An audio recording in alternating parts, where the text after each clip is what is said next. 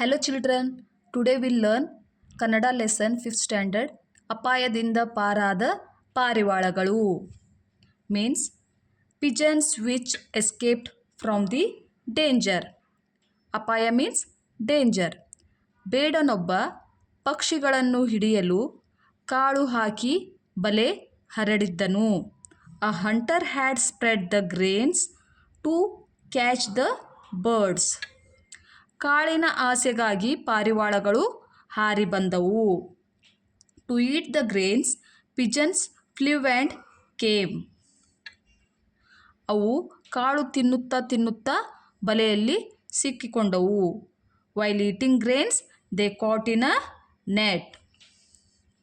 ಪಾರಿವಾಳಗಳು ಬಲೆಯಿಂದ ಬಿಡಿಸಿಕೊಳ್ಳಲು ಹೆಣಗಾಡಿದವು. Pigeons tried to escape from the net. ಆದರೆ ಸಾಧ್ಯವಾಗಲಿಲ್ಲ. But it was not possible. ಅದೇ ಸಮಯಕ್ಕೆ ಕಾಗೆಯೊಂದು ಅದೇ ದಾರಿಯಲ್ಲಿ ಹಾರಿ ಹೋಗುತ್ತಿತ್ತು. At the same time, one crow was passing in a same way. ಅದು ಬಲೆಗೆ ಸಿಕ್ಕಿಬಿದ್ದಿದ್ದ ಪಾರಿವಾಳಗಳನ್ನು ನೋಡಿ ಮರಗಿತು.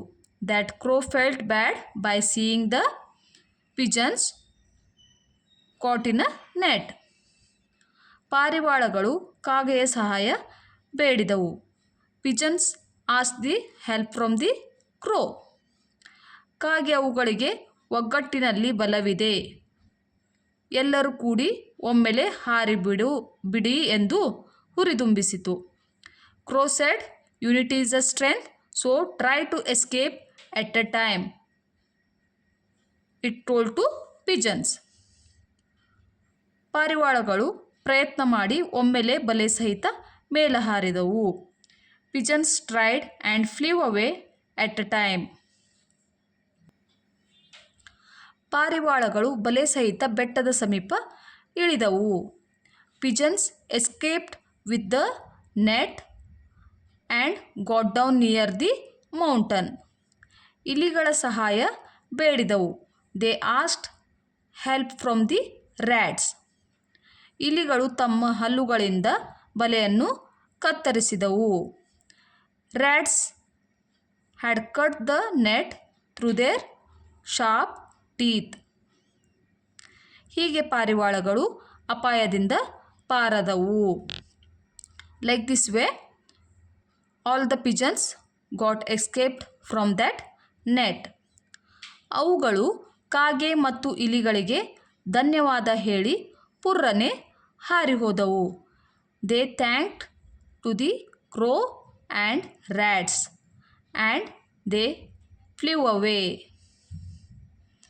ನೀತಿ: ಒಗ್ಗಟ್ಟಿನಲ್ಲಿ ಬಲವಿದೆ ಮತ್ತು ಕಷ್ಟದಲ್ಲಿರುವವರಿಗೆ ಸಹಾಯ ಮಾಡು.